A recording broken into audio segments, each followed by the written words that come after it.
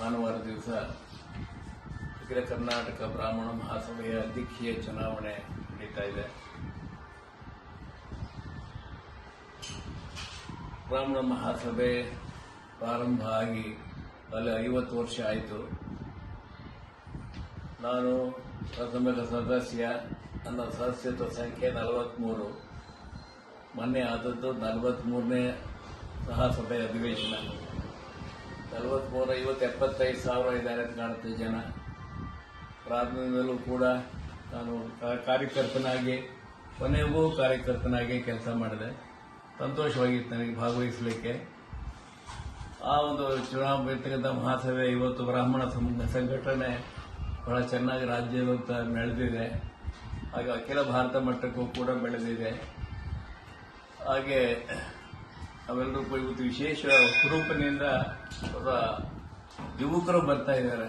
ತುಂಬ ಸಂತೋಷದ ವಿಷಯ. ಅದು ಹಿರಿಯರು ಜೊತೆ ಕೈ ಜೋಡಿಸ್ತಾ ಇದ್ದಾರೆ. ಯುವಕರು ಜೊತೆಗೆ ಹಿರಿಯರು ಕೈ ಜೋಡಿಸ್ತಾ ಇದ್ದಾರೆ. ಇದು ಎರಡರ ಸಮ್ಮೇಳನ ಆಗ್ತಕ್ಕಂಥದ್ದು ಬಹಳ ಮುಖ್ಯ. ಅದಾಗೋದ್ರಿಂದ ಇನ್ನು ಮುಂದೆ ರಾಜಕೀಯವಾಗಿ ಬಹಳಷ್ಟು ಹೋರಾಟ ನಡೀತಾ ಇದೆ. ಅದರೆಲ್ಲ ಕಡೆ ಗಮನ ಮುಖ್ಯವಾಗಿ ಬ್ರಾಹ್ಮಣರ ಕಡೆನೇ ಅವ್ರ ಗಮನ ಇರುವಂತಹದ್ದು. ಬೇರೆಯವ್ರನ್ನ ತುಳಿತಾ ಇದ್ದಾರೆ. ಅದು ಬ್ರಾಹ್ಮಣರು ಮೂಲೆಗೆ ಮಾಡಬೇಕು ಅನ್ನೋದೇ ಬಹಳ ಮುಖ್ಯ ಉದ್ದೇಶ. ರಾಜಕೀಯವಾಗಿ ಬೆಳೆಗೆ ಬಹಳ ಕಷ್ಟ ಆಗಿದೆ.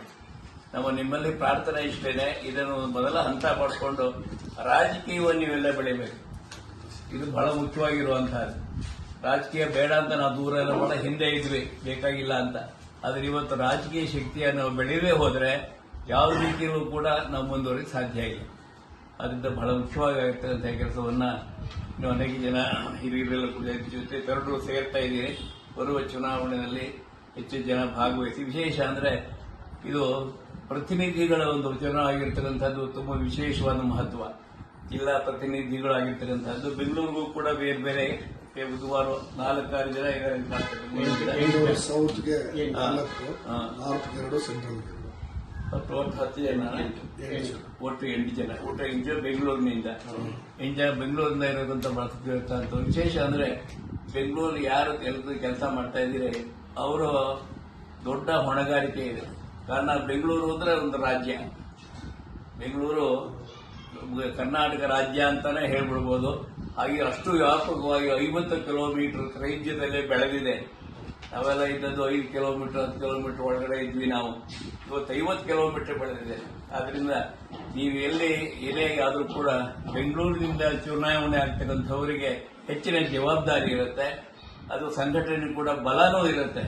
ಆದ್ರಿಂದ ತಾವೆಲ್ಲರೂ ಕೂಡ ಯಾರು ಬಹುಶಃ ಸದಸ್ಯರಿದ್ದೀರಿ ಬಂದು ಇವರು ರಘುನಾಥ್ ಮತ್ತೆ ದಿಲೀಪ್ ಕುಮಾರ್ಗೆ ಇವರುಗಳಿಗೆ ತಮ್ಮ ಮತವನ್ನ ನೀಡಿ ಜಯಗಳಿಸಿ ಬೆಂಗಳೂರಿನಲ್ಲಿ ಬ್ರಾಹ್ಮಣ ಸಭೆ ಹೆಚ್ಚಿನ ಶ್ರದ್ಧೆಯಿಂದ ಬೆಳೆಯೋಕೆ ಅವಕಾಶ ಮಾಡಿ ಅಂತ ಹೇಳಿ ತಮ್ಮಲ್ಲಿ ವಿನಂತಿ ಮಾಡ್ತೇನೆ. ನಮಸ್ಕಾರ. ಯಾರು ಈ ರಘುನಾಥ್ ಎಂದು ಕೇಳಿದರೆ ಅದು ಕೇವಲ ಒಬ್ಬ ವ್ಯಕ್ತಿಯ ಕಥೆಯಲ್ಲ.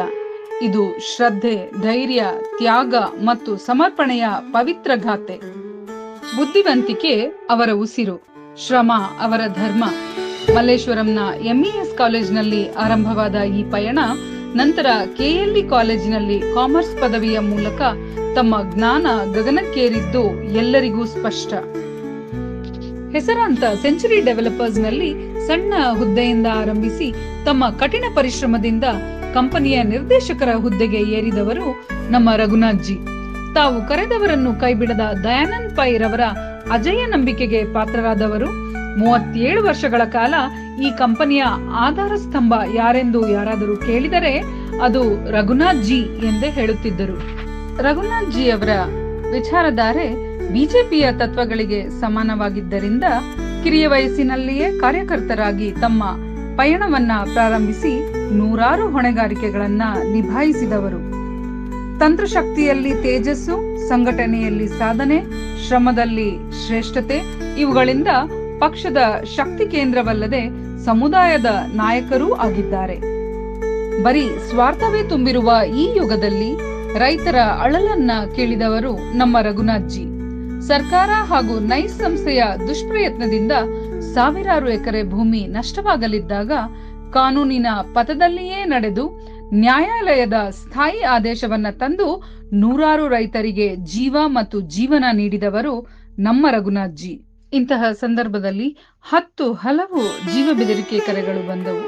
ಆದರೆ ಹಿಂಜರಿಯುವ ಮಾತೇ ಇಲ್ಲ.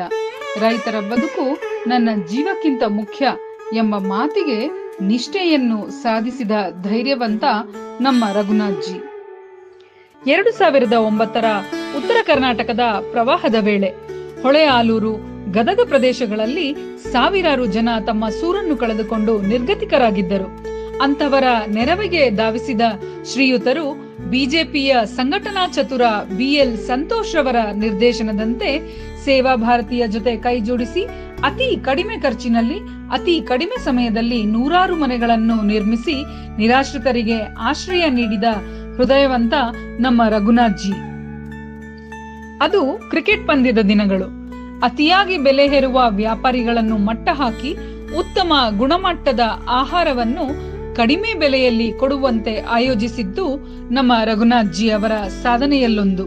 ಕರ್ನಾಟಕ ಸ್ಟೇಟ್ ಕ್ರಿಕೆಟ್ ಅಸೋಸಿಯೇಷನ್ನಿನ ಹಿರಿಯ ಸದಸ್ಯ ಶ್ರೀ ಶಂಕರ್ ಅವರ ಈ ಪ್ರಸ್ತಾವನೆಯನ್ನು ಕೈಗೆತ್ತಿಕೊಂಡ ಅವರು ನಿರೀಕ್ಷೆಯನ್ನೂ ಮೀರಿ ಸ್ವಚ್ಛ ಶುದ್ಧ ನೀರಿನ ಸರಬರಾಜು ಹಾಗೂ ಶುಭ್ರ ಪರಿಸರವನ್ನು ನಿರ್ಮಿಸಿ ಪ್ರೇಕ್ಷಕರ ವಿಶ್ವಾಸಕ್ಕೆ ಭಾಜನರಾದರು. ದರ್ಶನೀಯ ಬೆಲೆಯಲ್ಲಿ ಚಿನ್ನಸ್ವಾಮಿ ಕ್ರೀಡಾಂಗಣದ ಒಳಗೆ ಶುಚಿಯಾದ ಅಷ್ಟೇ ರುಚಿಯಾದ ತಿಂಡಿ ತಿನಿಸುಗಳನ್ನು ಉಣಬಡಿಸಿ 2023 ವಿಶ್ವಕಪ್ ಪಂದ್ಯದಲ್ಲಿ ತಮ್ಮ ನಾಯಕತ್ವದ ಪರಿಚಯವನ್ನು ಮಾಡಿಸಿದರು. ಇದರಿಂದ ಸಂತಸಗೊಂಡ ಮಂಡಳಿ ಇವರನ್ನು ಆಜೀವ ಸದಸ್ಯರನ್ನಾಗಿ ಮಾಡಿ ಗೌರವಿಸಿತು. ಮಹಾಮಾರಿ ಕೋವಿಡ್ನ ನರಕ ಸದೃಶ ದಿನಗಳು. ತಿನ್ನುವ ಅನ್ನಕ್ಕೂ ಪರದಾಡುವಂತಹ ಸ್ಥಿತಿ. ಏಟ್ರಿಯಾ ಫೌಂಡೇಶನ್ ಜೊತೆಗೆ ದಿನಕ್ಕೆ 11,000ಕ್ಕೂ ಹೆಚ್ಚು ಜನರಿಗೆ ಬಸವೇಶ್ವರ ನಗರದ ಆವನಿ ಶಂಕರ್ ಮಠದಲ್ಲಿ ಆಹಾರವನ್ನ ತಯಾರಿಸಿ ತಲುಪುವಂತೆ ಮಾಡಿದ್ದು ಇವರ ಮಾನವೀಯತೆಯ ಹೆಗ್ಗುರುತು. ಇದು ಸಾಂತ್ವನವಲ್ಲ, ಸೇವೆಯ ಚಿಹ್ನೆ. ಇವರ ಸೇವೆಗೆ ಬಂದ ಆಶೀರ್ವಾದ ಇಂದಿಗೂ ಅವರ ಹೆಜ್ಜೆ ಹೆಜ್ಜೆಗೂ ಶಕ್ತಿಯನ್ನೀಡಿದೆ. ಇಂದು ಬ್ರಾಹ್ಮಣರ ದೈನ್ಯ ಸ್ಥಿತಿಯನ್ನ ಸುಧಾರಿಸಲು ಕೇವಲ ಭಕ್ತಿ ಇದ್ದರೆ ಸಾಲದು. ಬದಲಿಸುವ ಧೀಶಕ್ತಿಯೊಂದಿಗೆ ಯೋಚನಾ ಚಾತುರ್ಯ, ಸಕ್ಷಮ ಆಡಳಿತ ಕೌಶಲ್ಯ ಹಾಗೂ ದೂರದರ್ಶಿತ್ವವಿರಬೇಕು. ಇವೆಲ್ಲ ವಿಶೇಷ ಗುಣಗಳ ಸಮ್ಯಕ್ ಸಮಾಗಮವೇ ಶ್ರೀಯುತ ರಘುನಾಥ್ಜಿ. ಅವರ ಸೇವಾ ಕೈಂಕರ್ಯ ಮನೋಭಾವಕ್ಕೆ ನಿರ್ದಿಷ್ಟ ದಿಕ್ಕು ನೀಡಲು ಅವರು ಅಖಿಲ ಕರ್ನಾಟಕ ಬ್ರಾಹ್ಮಣ ಮಹಾಸಭಾದ ಅಧ್ಯಕ್ಷೀಯ ಸೇವಾ ಆಕಾಂಕ್ಷಿಯಾಗಿ 2016ರಲ್ಲಿ ಪ್ರಯತ್ನಿಸಿದ್ದರು. ಸಭೆಯ ನಿಯಮಗಳು ನಾಮನಿರ್ದೇಶನಕ್ಕೆ ಪೂರಕವಾಗಿರದ ಕಾರಣ ಅವರು ಸ್ಪರ್ಧಿಸಲಾಗಿರಲಿಲ್ಲ. ಸಮುದಾಯಕ್ಕೆ ಒಳಿತನ್ನು ಮಾಡಲು ಕಂಕಣ ತೊಟ್ಟ ನಾಯಕನಿಗೆ ಇಂತಹ ನೂರಾರು ಅಡಚಣೆಗಳು ಬಂದರೂ ಅದನ್ನ ಬದಿಗೊತ್ತಿ ಮುನ್ನಡೆಯುತ್ತಾರೆ. ಮತ್ತೆ 2021ರಲ್ಲಿ ಕಣಕ್ಕಿಳಿದು ಕೇವಲ 455 ಮತಗಳಿಂದ ಸೋಲನ್ನು ಅನುಭವಿಸಿದ್ದರು. ಕ್ಷಮಿಸಿ, ಆದರೆ ಈ ನಾಯಕನ ವ್ಯಾಕರಣದಲ್ಲಿ ಸೋಲು ಎಂಬ ಪದವೇ ಇಲ್ಲವಾದ್ದರಿಂದ ಇದು ಶುಭಾರಂಭ ಮಾತ್ರ.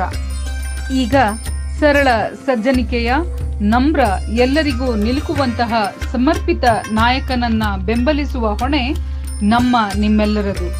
ನಮ್ಮ ಹೆಮ್ಮೆ, ನಮ್ಮ ಭವಿಷ್ಯ ಶ್ರೀಯುತ ಎಸ್ ರಘುನಾಥ್ಜಿ. ಈ ಬಾರಿ ನಾವು ಮಾತ್ರವಲ್ಲ, ಇತಿಹಾಸವೇ ಗೆಲ್ಲಬೇಕು ಮತ್ತು ಗೆಲ್ಲಿಸಬೇಕು.